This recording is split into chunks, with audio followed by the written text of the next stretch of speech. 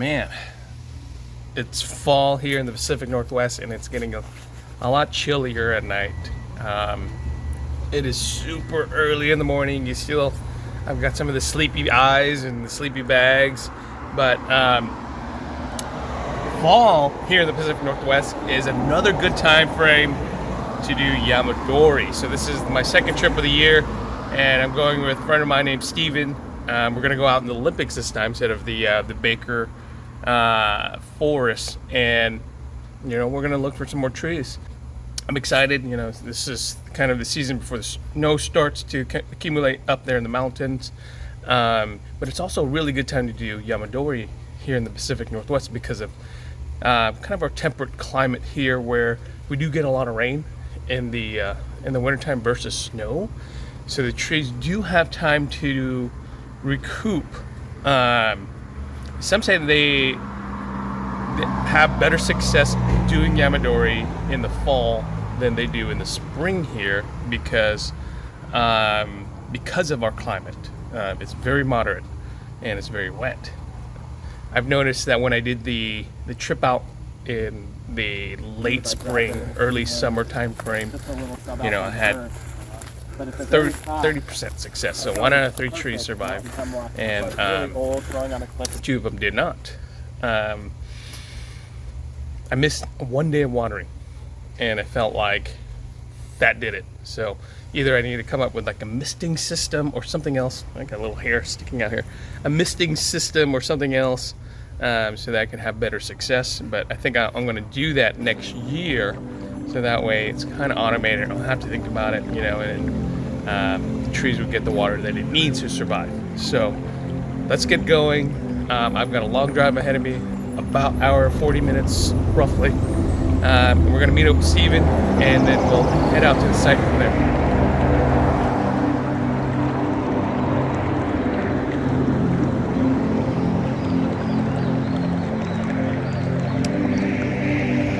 Check out that sunrise. What a beautiful day. We've had really good luck as far as the weather today to go digging, and I'm on Highway 101. I'm still about probably another half an hour before I get to our meeting point, and I had to pull over because this is such a beautiful site right off the freeway on 101. Well, good morning.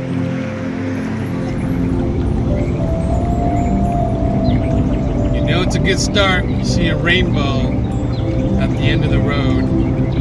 Check that out. That rainbow is going to lead to some awesome looking Yamadori trees today. I'm excited. All right, I am here at the meeting point. It is in Hoodsport, Washington, and it's just a cute little town that is a one road town. We're in a coffee shop here, and I'm gonna wait for Steven to arrive. In the meantime, let's check out this town. I think it's got a lot of charming things. We've got a highway that goes right through it, so that's the only way in and out of this area. The hardware distillery. All right, it's got that here. So we're gonna wait for Steven to get here. You see, it's still a little bit misty right now. There's a little bit of a sprinkle, but it's a very Pacific Northwest type of day. A little damp, a little chilly, a little foggy, and it's good weather to eat pho in, actually. I feel like a bowl of pho. Okay, so same situation here in the Olympic National Forest. We got our permit to go collecting. It's basically the same thing out in this area as well. You want to contact the ranger to get a permit to go collect trees, and you can get up to 5 trees for free under a certain height, and I think it's good for a couple weeks. But anyways, if you are able to find the ranger, get their contact information, tell them what you're going to do, they can actually issue a permit to go collect trees within a day, actually. So it's rather fast. And out in this area in the Olympics, we're going to see a lot of the same type of stuff that you see out in Baker. There may be a little bit more lodgepole, maybe even shore pine. Same species. One's like contorta, and the other is something else, but they just grow a little bit differently depending on where you find them.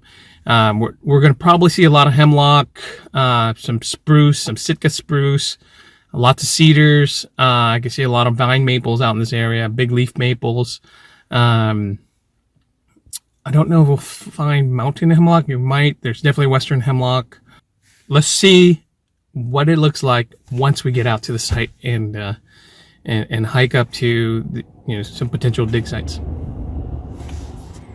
So today we're going into the Olympic National Forest. We're in the Lake Cushman area, and we're going to be heading up one of the trails, starting around the 3,000 foot level, probably hike up 4,800, 5,000 foot, see what we can find. Should have a good mix of forest types up here. We're kind of in deciduous trees right now, but we'll get out of the cedars and vine maples and get up into the subalpine firs. Hope to see some pines, some short pines, lodgepole pine, and subalpine, alpine fir west, I say. Oh, mountain hemlocks and hemlocks should be pretty prevalent in the area that we're going to. I hope, breaking out of the tree line, we'll find some really nice, really rocky areas where we've got some stunted trees, where we can find some trees that have nice shari, really nice deadwood because of the snowpack, where they've just kind of been stunted. Their growth has been stunted a lot. Yeah. Well, nice. Yeah. What are you looking for today? I am just looking for anything that has nice shari, good shari. Deadwood. Okay. I'm excited.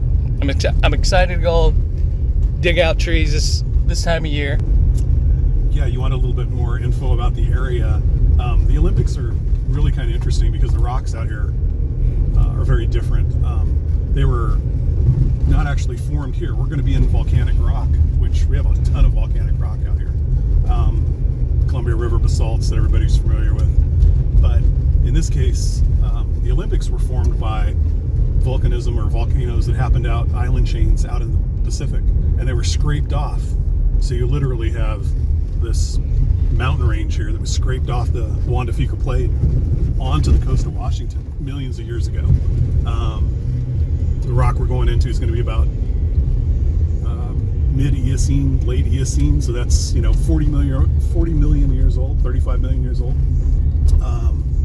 and so the soils are really old soils. This stuff's been here a long time, and hopefully we'll break out of some of that forested area like we're in right now, get up into some of that rocky area where the trees don't get as many nutrients, so they're going to be more stunted. We're going to have smaller root balls. We may have kind of some very spread out roots as the soils, the trees are looking for those soils and nutrients, but it's very different. You'll see some of the mountain area here, and it looks like these volcanoes were formed here in place, but a lot of this was just uplifted, kind of like India, where India's crashing into Southwest Asia, and you've got the Himalayas formed the same way, very, very similar. Yeah. What about wildlife, man? Do we need to be scared of cougars? Cougars are definitely out here. Okay. I've seen cougars out here. All right. I do have a small can of mace, just in case. Good. That's something I don't have with me. So. I don't think we'll see cougars. This trail's pretty well hiked. We're going to get off trail a little bit. There are mountain goats out here, so you sometimes see mountain goats. Interesting. There's black bear out here. There's bobcats. Yeah. No wolves. There would be coyotes. There are wild cayennes out here. We have a wild cayenne following us right now. I'm hopeful we'll see some wildlife today as well.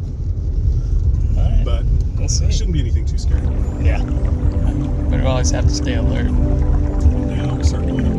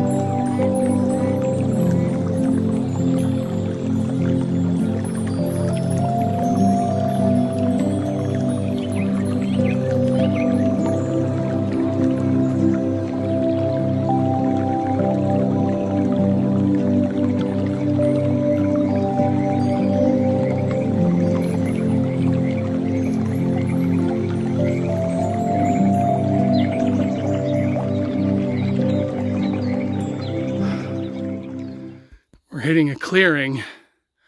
So hopefully we'll see slightly different climate where we'll hit maybe some pines. Right down here, just a ton of hemlocks. Mountain hemlock. Yeah. Lots of mountain hemlock. Lots and lots of them. Little seedlings everywhere. Definitely not a lack. But we'll keep pushing forward. Give me a smile out there, Steven. That's beautiful. That is beautiful. Let's take a look. We found this rock outcropping here. Just full of hemlocks. Look at that. Very healthy. You never get this fur out of here, but it's gorgeous. Oh, look at this guy. Look at all that dead wood. This is the kind of stuff right here where you leave it for somebody to enjoy. Yeah. Like, don't mess with it. You know? Look at all this dead wood. This thing's got to be hundreds and hundreds of years old. Beautiful. But check out this view.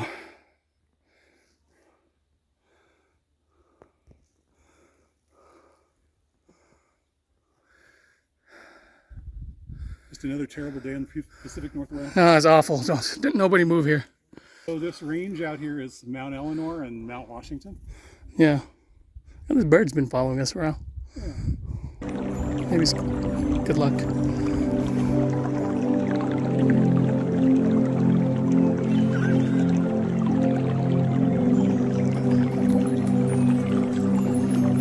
This beastly mountain hemlock right here. Just hugging this rock.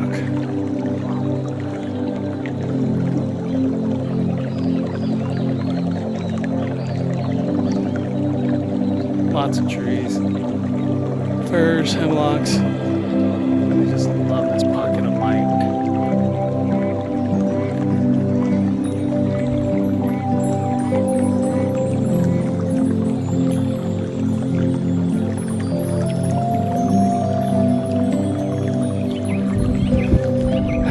Pretty deep.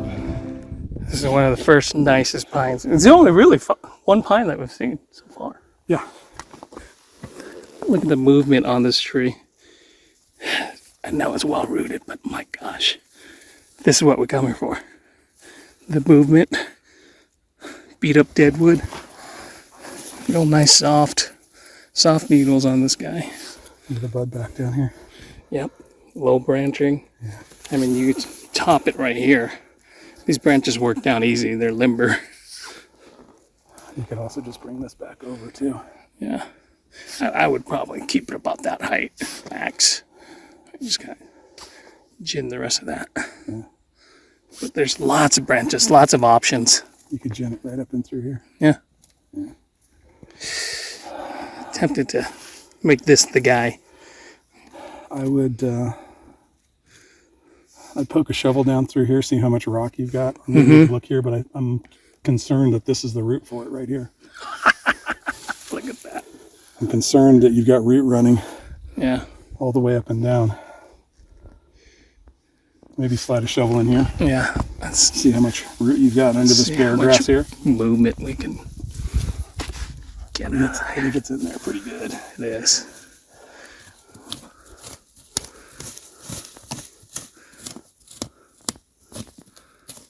There's some That's not its barberry. root though. That's Yeah. barberry. Yeah. Yeah.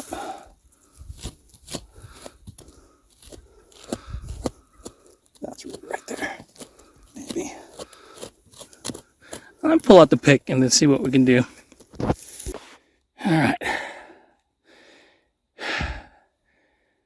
This pine is something we're going to collect today. It's kind of in a sketchy spot. Hey Ben, I found a little juniper. Wild juniper right there. Thing's built like an anaconda. But I'm excited about this pine. Pull it out. So it was interesting to see the vegetation change as we got higher and higher in elevation. this little pine tree was actually found in a clearing where it was exposed to all day sun, and it grew into the cliffside where it probably picked up a lot of heat Halfway through. that radiated off of it from the rocks. So in the video, we misidentified this tree as being a shore pine, a lodgepole pine, because this particular pine, or those two particular pines, are found natively here in the Pacific Northwest Didn't sound good. pretty commonly.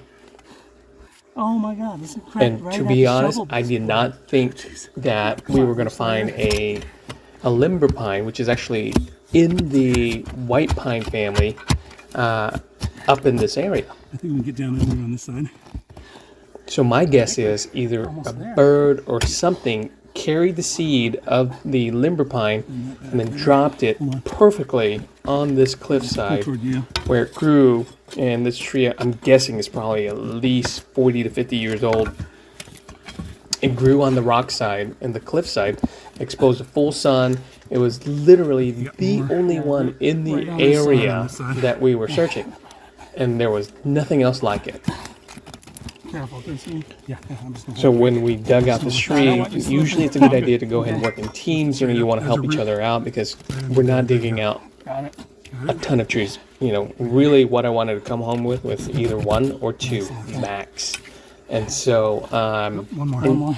You know, you want to increase the tree's chance of survival by taking as much root as possible.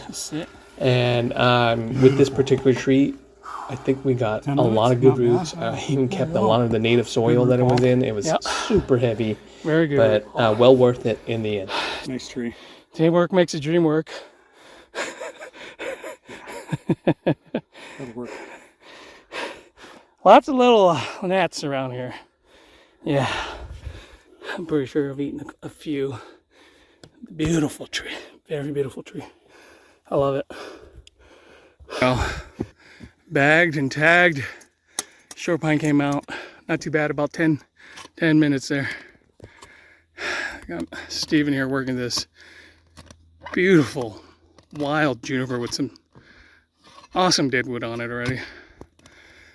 Need help there, Steven? Just trying to get as much root as I can out of this. Okay. Got all this bear grass in here, so I think if I get enough, it'll be okay. I love beautiful shari on this. All this deadwood's gorgeous. You know, it makes for a nice video to kind of have your solo shot here working, actually.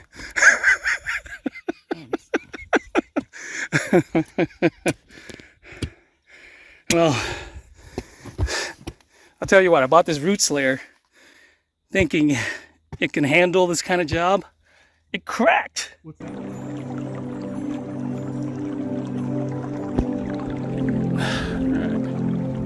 I think it's time for a lunch break. Got a couple of alpine firs up here that just look amazing. Sitting here right next to this deadwood. It's almost as if somebody designed it that way. Back there.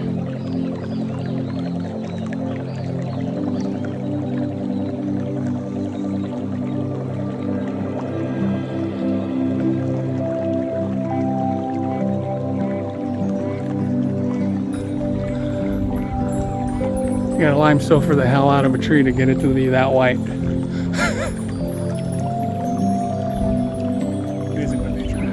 Oh yeah, 50 or 60 years. maybe more with that one. More, I don't know. That tree doesn't look quite that old, but up here. This is lunch. Oh, ham sandwich. So far, so good though. Yeah. We're gonna have to find a tree for you. We'll find. Yeah, I'm really happy with that pine. Very happy pine. with it. The movement on it. Yeah. I think you got enough root. I think it should survive. Yeah. Beautiful tree though. Really unexpected. Just a nice little sunny outcrop like where we're sitting right now. Yeah. Just enough sun. Mm-hmm. It likes the sun, that's true. Yeah. Well, you know, I came up here expecting to get probably hemlock or something like that. The pine was the bonus. There are pines in this area though. Yeah. We got the one, only one. You got, yeah, so far. So far. So far. Yeah. But I mean, there are pines in this area. There's, it's not going to be as dense as it would be over in the Cascades, but you will find areas of pine. Hmm? You got lucky. That was a nice little one-off, perfect place. Yeah. Deep enough, plenty of root. It wasn't rooted in. Boy, I was really worried. You saw the roots running up that rock, and it was like, oh my gosh, we're never going to get it out. I was wondering if it's a root from another tree. Probably. Yeah, it was just kind of growing over, right? Because when we pulled it out of the ground, it wasn't attached to it. No. So look at this hemlock right here. That is, yeah, I mean, it doesn't take much effort to get this tree out. Look at all that dead wood hair and movement. Looking for it compared to up above. Yeah, exactly. This is the kind of area we want to hunt. Look at the cedar right here.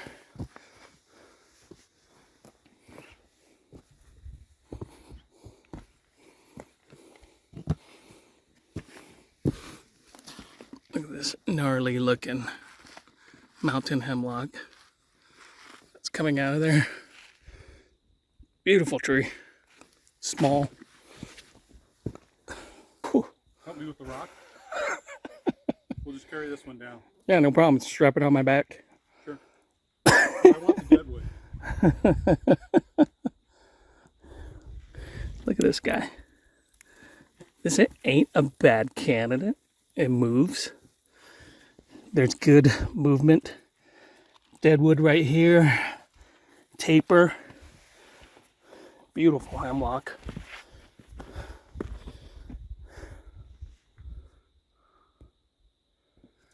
Look at this tree right here. Tons of movement. You can see where the sun comes out from this side. It favors all of his branches from that side. It's really short over here. Taper's nice. There's old scraggly bark. For comparison. For comparison, that's an Nalgene model. Nalgene for size and scale. Very cool. Beautiful tree. I mean, there's so many potentials up here. It is I feel like a kid in the candy store. But, we got to practice some self-discipline. Take what you can use. That is a cool tree too. Look at the movement on that. You see that? Yeah. Let's get up close. It starts off right here. It's been hacked or damaged. Comes back down and swoops up this way. Very cool tree. Amazing tree, actually. Look at it from this side. Yeah. Try the other side. Scale. Oh, look at that. You can see how it's rolled over on the deadwood. That is fantastic find. Even the guys next to it. They're everywhere. You really don't have to go far. No. I think this is in the way of the trail. People have stepped on it, Yeah. We'll It's broken. do a service by making sure it doesn't trip anybody. There's just beautiful stuff everywhere.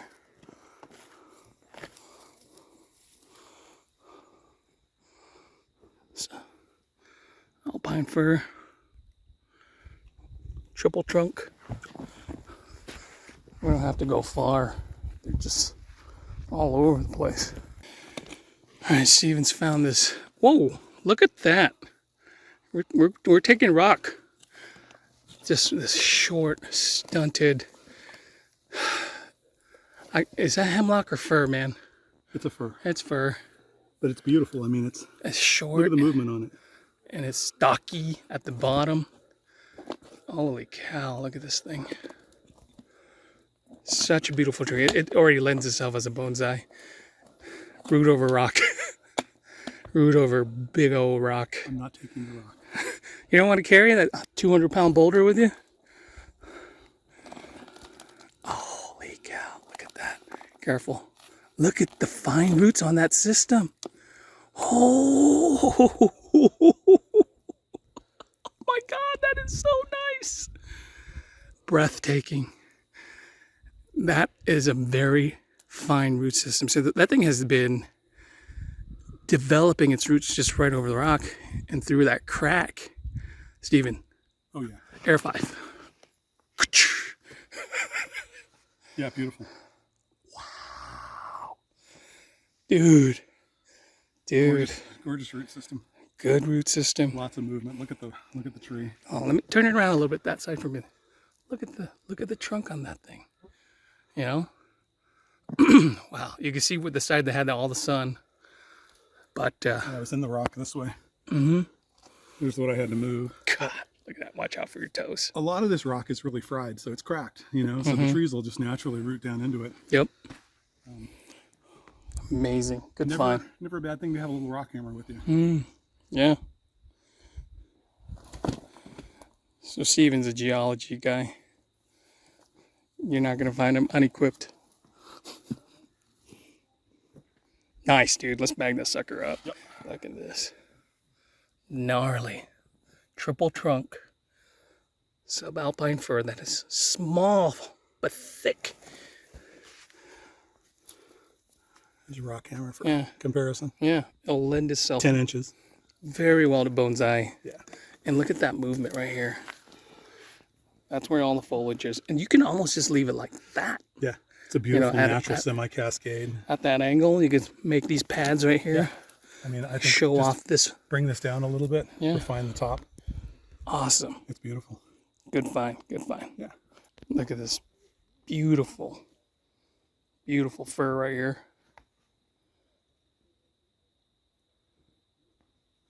Great movement. Nice trunk. You can kind of find this stuff everywhere around this rocky outgrove. You know, they've been beaten by the snow, beaten by fallen trees and branches, and then baked in the sun, so the dead wood develops this nice lime sulfur type of color, but natural. I just love being out here. Look at the beauty of mountain hemlocks here. They kind of create pads on their own. Going up this tree, you can just see padding. It's just naturally been done. Very cool. So many alpine firs up here. Pulled this guy out. Lots of movement on it. Dual trunk. An okay amount of roots. I would say it's a ton. But I was sitting kind of on top of a crack. And I'm happy we pulled it out. This thing is going to need some major moss for the recovery. This one tired me out, gotta admit.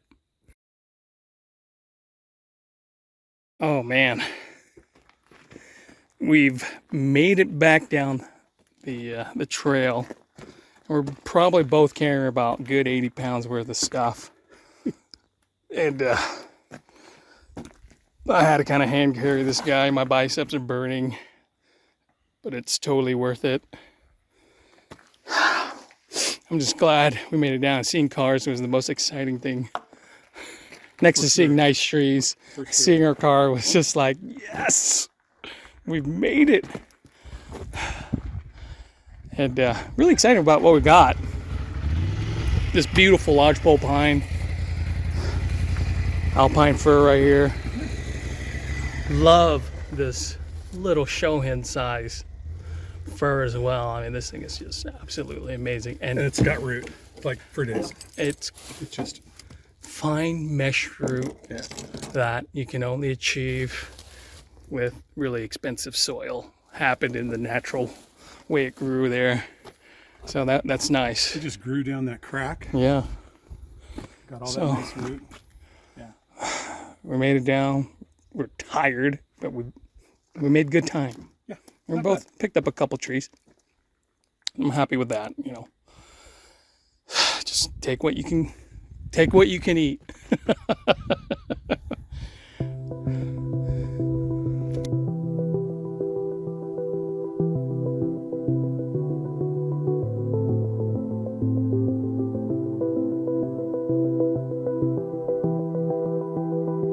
Okay, well, I've made it home. Trees did really well in 2-hour traffic. There's that shore pine or lodgepole pine, sort of the same thing. And this is what I love about this tree right here, is that dead wood. This is more of a fresh wound, barely healed over, and then this dead wood right here, the shari right there, just really adds to kind of the allure and the attraction to this lodgepole pine because of all the movement. And then the low branching right here, the top sacrificial, I can let that go, but I'm going to leave it on there to maintain the health of the tree, let it recover. I mean, there's even back budding towards the bottom over here, so this tree is just fantastic. And this is the side, this is the west side of the tree where it doesn't get as much sun, so you can see where it favors all those branches, right? So what I'll do when I put it in certain places, I'll put this side facing kind of the sunnier area once I get it into a pot. And then here is the dual trunk subalpine fir. Okay, got the kids in the pool, and I'm kind of tired. I don't even want to repot them right now, but I do want to show you what this subalpine fir looks like. It's a dual trunk and that has a lot of movement. My own concern is that I couldn't get enough fine roots with it, so it's gonna need a lot of aftercare. And hopefully, with our wet fall season here in the Pacific Northwest, the rains will kind of naturally take care of, you know, the tree and keeping it moist. We still have probably a good month of cool weather. Today we actually hit 72 for an October day. That's pretty warm. So let's cut this open and maybe pot this guy today. The lodgepole, he's fine. I'm just going to add some rainwater that I've been collecting right on top of it. There's a lot of soil, a lot of roots were pulled out with this. It wasn't super heavy, but it got tiring carrying it about 3 miles downhill this tree too. So I probably had about 90 pounds in my arms and backpack as I was going down that trail. But overall, you know, it's totally worth it to be able to find material like that. Is very exciting to me. Love it. All right, let's cut off this duct tape, unravel this beautiful dual trunk subalpine fir. But here you go. See this trunk right here? We got this trunk right here. Really complementary trunks that I find very attractive. I like this tree a lot. The root system is a little bit sparse, but you know, we'll make do. Got my Anderson flat here that I'm going to put it into. It's already got a good mix of perlite, some peat, and moss even. So I'm going to put this guy in here. And I want to do this guy first, only because I feel like it needs a little bit more TLC. I did transport this thing in a bin full of water back home. So in reality, I'm already doing better than last May, where I kind of just left it in some garbage bags, plastic garbage bags on the way home, and you know, poured a little bit of my drinking water on top of it, which I feel was not enough to keep the tree moist But here it's been sitting in water for the last couple of hours, and you know there's no way it's drying out. And more of a at risk of drowning the tree, which probably won't happen in such a short amount of time.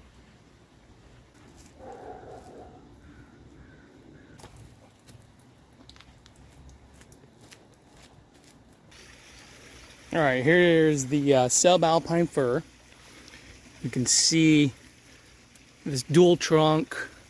What I've done is I've turned the side that was not facing the sun towards the sun, so that way the growth can start to develop that way. A lot of times with these trees, because they're growing into the side of the hillside, they will only push out new branches and growth towards the side that gets the most sun, and then one side will just kind of look barren. I don't know if I'll keep all of these lower branches in the final design. I probably will cut them off over time, but I'm going to leave them for now, so that way the tree can still photosynthesize and recoup from being dug out of the ground. One down, and then tomorrow we will box this guy up. All right, so I just took this guy out of its garbage bag, and you can see here why I love this lodgepole so much. It's got great curves. It's a good size trunk. Compare that to my hand, so that's not small. It's good, close to 4 inches at the Yamadori, and it got a lot of good roots down here. See that? Lots of good roots. It was heavy as hell carrying this down there. I had to hold it like a discus, and switch arms every 5 minutes because my arms were. I felt the lactate building up in the muscles. Carrying this thing down the trail, but it was totally worth it because now I can ensure that this tree will do well and recover amazingly, because there's a lot of roots. Look at that beautiful root ball right here. It grew on a rock, so it's already growing flat. I'm gonna put it in some lava akadama and perlite mix. Put it in the good stuff. Need to shrink this root ball down a little bit more and fit into this bowl. It's this round clay pot, ceramic pot. I figure I have so many pots right now, why build a box? It's just a waste of energy. And I'm not tying this thing in because it's already very super heavy under its own weight. I'm not really worried about the wind blowing it over. I'll keep it on the ground for the most part, or maybe on a bench, but yeah.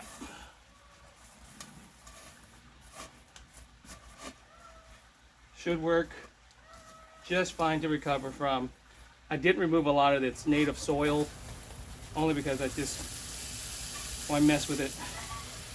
I don't want to do anything that will jeopardize the plant. And it's been growing like that probably for decades. So it's not going to hurt it if I keep it in its native soil. It's a very free draining mix.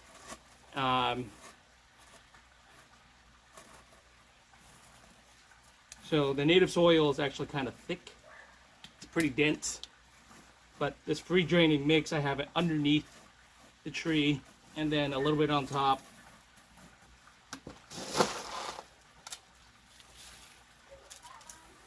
All right. That's it.